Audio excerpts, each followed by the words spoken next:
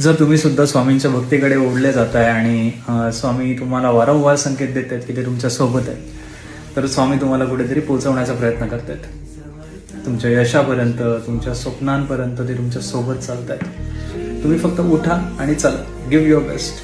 मग ती परीक्षा असो किंवा स्पर्धा किंवा बिझनेस किंवा नातं, तुम्ही फक्त उठायचं आणि स्वतःवर मेहनत करायची. कारण कितीही मोठं संकट आलं तरी स्वामींचा चेहरा तुम्हाला कधीच हार मानू देणार नाही. आणि संकट कितीही मोठं असलं तरी स्वामींचं नामस्मरण केल्यानंतर तुम्हाला पुढचा कसाही कोणत्याही परिस्थितीत मार्ग सापडतोच.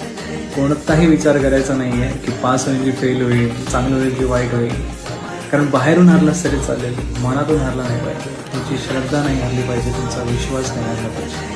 कारण तुमची प्रत्येक प्रार्थना ऐकली जाते, तुमचं प्रत्येक नामस्मरण स्वामींपर्यंत पोहोचतं. हिंदू धर्मामध्ये जेवढे पंथ झाले, शैव, शाक्त, वैष्णव, यामध्ये कितीही अवतार तुम्ही पाहिले तरी कोणाचा ना कोणाचा वध